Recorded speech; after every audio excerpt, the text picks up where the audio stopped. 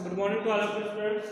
हम लोग बैकलाइट पढ़ रहे थे, तो बैकलाइट के बारे में कुछ जो बेसिक इंफॉर्मेशन थी, इसकी टर्मिनोलॉजी थी, बैकलाइट डिटेल्स, जो डिटेल्स था, प्रिपरेशन ऑफ बैकलाइट था। तो ये जो थ्योरेटिकली चीज़ें हमने पढ़ी थी, जो बिल्डिंग मटेरियल है ना, जो हमारा सब्जेक्ट है ना, उसमें थ्योरेटिकली ज़्यादा है, थ्योरी ज़्यादा है।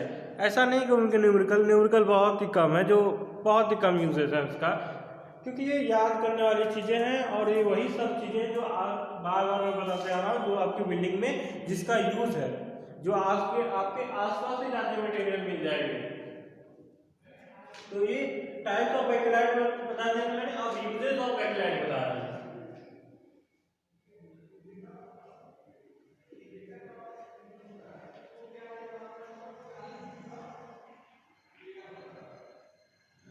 मतलब बैकलाइट का यूज कहाँ कहाँ है वो देखते हैं। पहला, due to is high resistance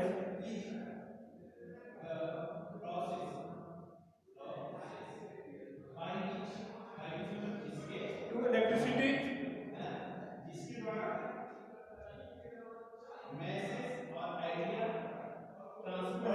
and heat is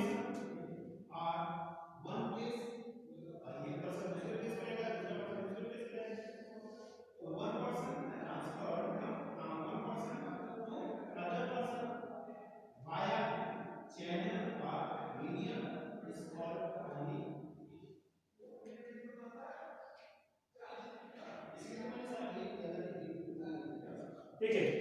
due to is high resistance मतलब रोधक क्षमता।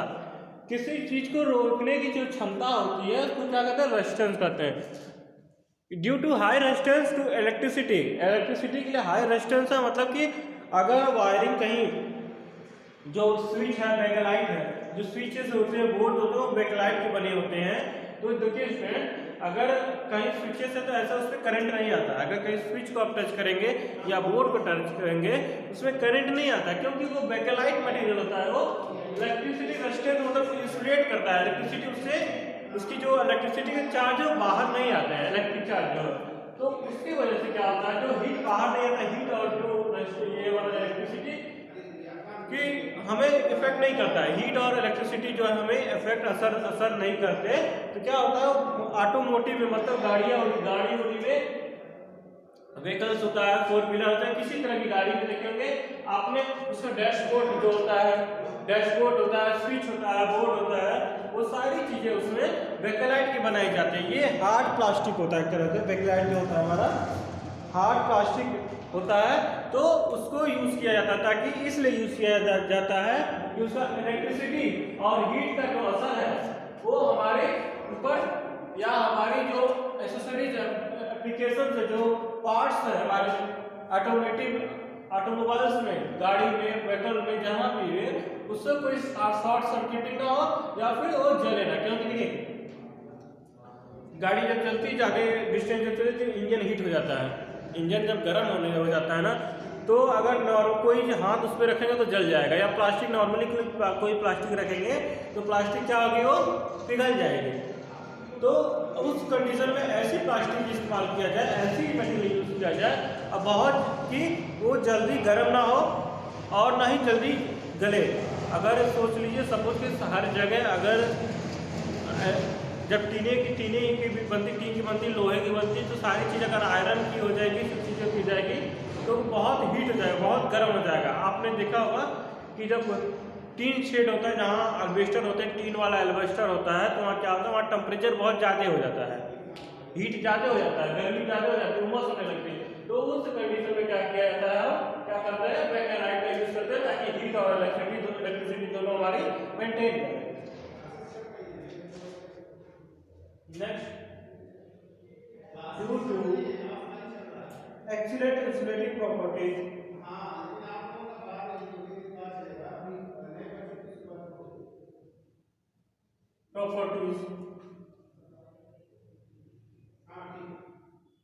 properties, it is used for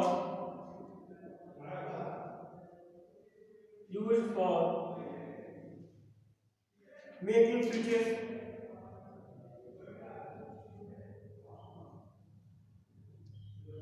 switches and other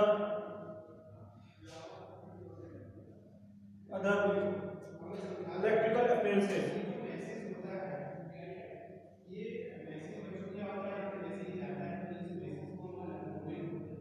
Okay.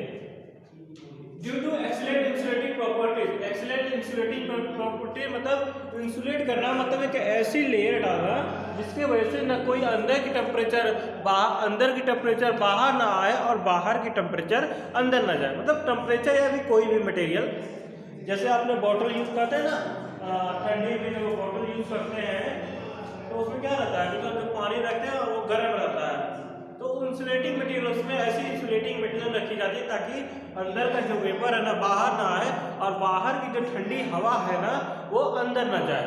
तो इस कंडीशन में अगर एक पार्टीशन वॉल कर देंगे, सपोज करिए एक घर है उसमें भी दो दीवार, एक पार्टीशन वॉल है, दीवार क्यों बनाई जाती है, ताकि हम उस साइड ना जा पाए और वो इस साइड ना आ पाए। तो वही कंडीशन है, वही चीजें मेंटेन करके वहां पे इंसुलेटिंग मटेरियल बनाई जाती है ताकि वो इलेक्ट्रिसिटी का झटका या किसी चीज का झटका हमें ना लगे। क्योंकि अगर इलेक्ट्रिसिटी का झटका लगेगा या कोई ऐसी चीज हो जाएगी तो क्या होगा, कुछ भी हो सकता है, कोई भी बड़ा एक्सीडेंट हो सकता है। अपने बारिश में देखा होगा या कहीं शॉक लगता है, इलेक्ट्रिसिटी झटका लगता है, शॉक जो लगता है उससे जान भी चली जाती है, आग भी लगने का चांसेस रहता है, शॉर्ट सर्किटिंग हो जाती है। तो उस कंडीशन में क्या है, उसके लिए क्या है, वहां पे ऐसी जगह पे करने के लिए जहां पे हमको करंट ना लगे, वहां पे हमको हमारे लिए बैकलाइट सुटेबल है। नेक्स्ट,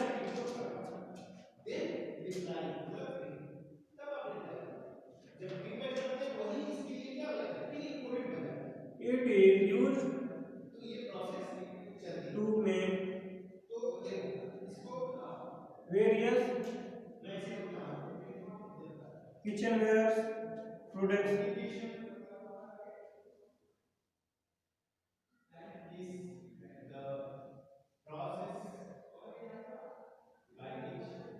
देखिए किचन, देखिए ये जो मटेरियल है ना बैकलाइट है, डेकोरेशन के लिए भी काम आता है। डेकोरेशन मतलब सजावट के लिए, अगर हम चाहें कि अगर ऐसी चीज ऑब्जेक्ट बनाए, ऐसी कोई आइटम बनाए जो हमारे जो डेकोरेशन के लिए रहेगा, मतलब कि सजावट के लिए। कप प्लेट होती है, स्पून्स होती है, चम्मचें होती हैं, तो वो बैकलाइट की बनाई जाती है। ट्रे होता है तो बैकलाइट की भी बनाई जाती है, क्योंकि क्योंकि अच्छी हीट रेजिस्टेंस करती है, हीट का रेजिस्टेंस तो अच्छा करता है, अच्छी क्लीनिंग जल्दी साफ हो जाएगी, लॉन्ग लास्टिंग भी रहेगा और जल्दी ब्रेक भी नहीं करेंगे, क्योंकि इसमें इलास्टिक लचीलापन हल्का रहता है। हल्का सा जब प्लास्टिक रहती है तो बैकलाइट में इसमें लचीलापन रहता है, इसलिए जल्दी ब्रेक नहीं करती, टूटती नहीं है, जल्दी गिरने से टूट नहीं करती। लाइट वेट होता है, क्या है, वजन इनका हल्का रहता है, इसलिए भी यूज कर सकते हैं।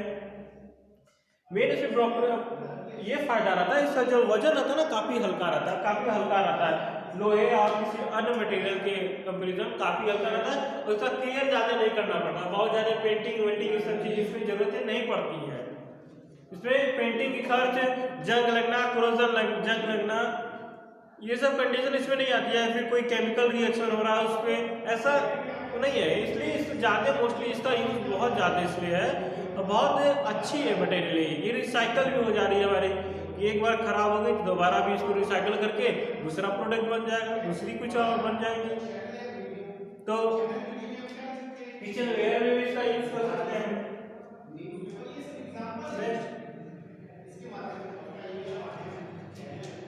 It is high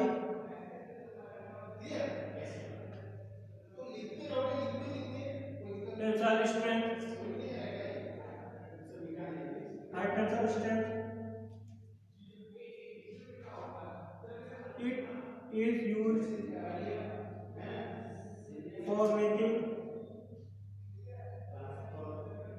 for making many products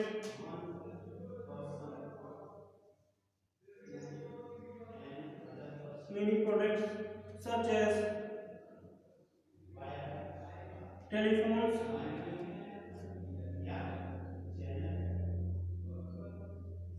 jewelries,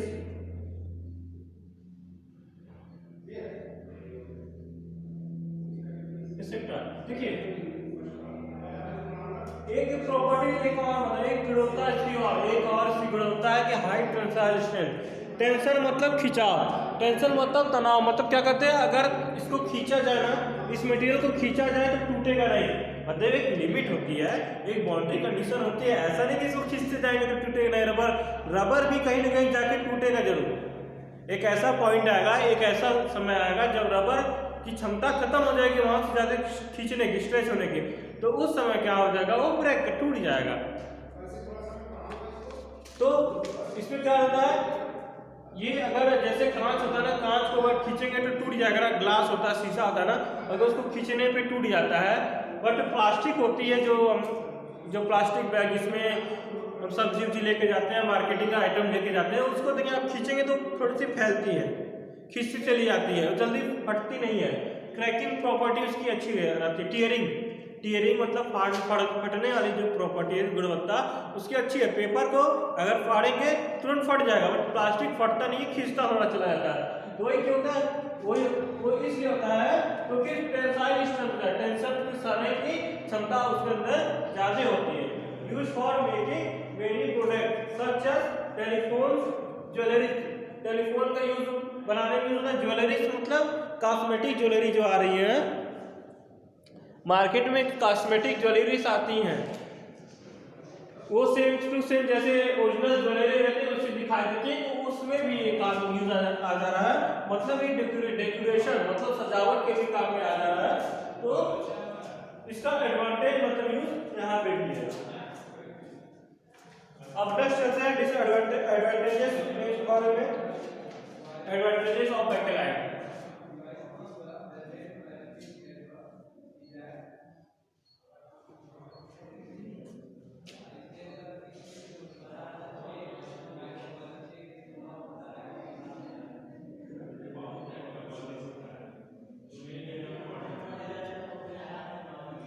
First, it can be molded very easily, very quickly. Next, resistance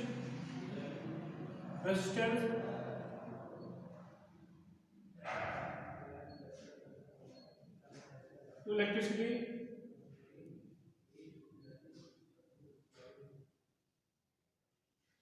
Less flammable,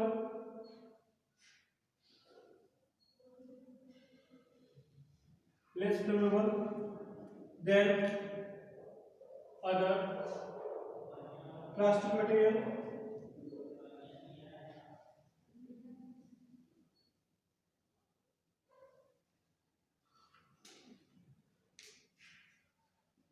Provide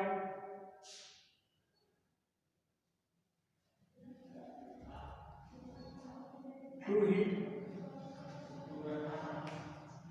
देखिए एडवांटेज मतलब गुणवत्ता, इसके गुण, हर मटेरियल को मतलब इसका गुण क्यों है, कितनी गुणवत्ता अच्छी है, इसलिए कैसी है, इसलिए इसका यूज किया जा रहा है। देखिए पहले तो क्या है, कौन कौन सी गुणवत्ता है, मोल्ड वेरी क्विकली, मतलब किसी ढांचे में भी आसानी से इसको ढाल सकते हैं। अगर प्लास्टिक को पिघला दिया जाए, टेम्परेचर हाई टेम्परेचर तापमान अधिक तापमान देकर पिघला दिया जाए, तो उसको अगर किसी भी ढांचे में अगर डालेंगे तो वो उसका शेप ले लेगा।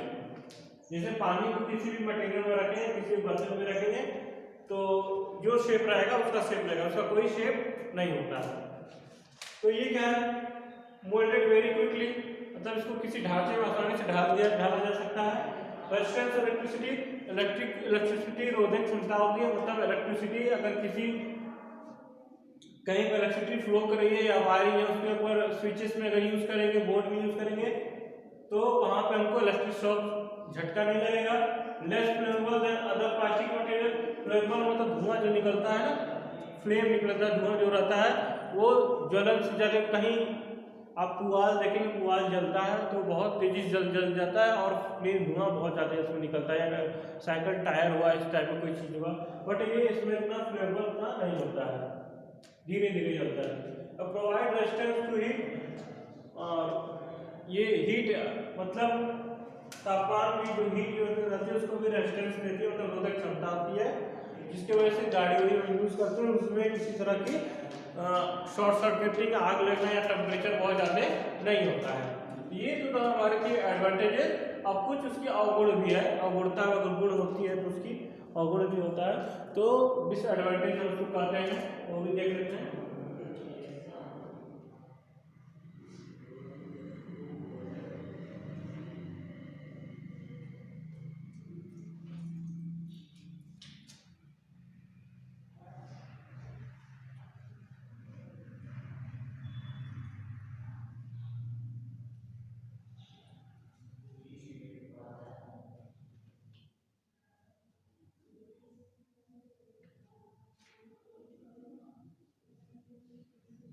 Due to more electricity,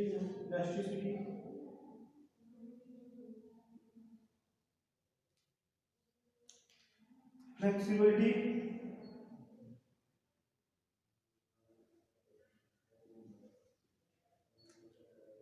it causes drawback for other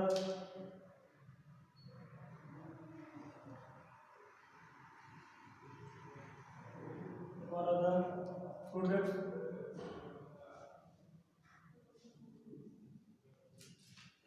It crack easily, मतलब इजिली क्रैक हो जाता है।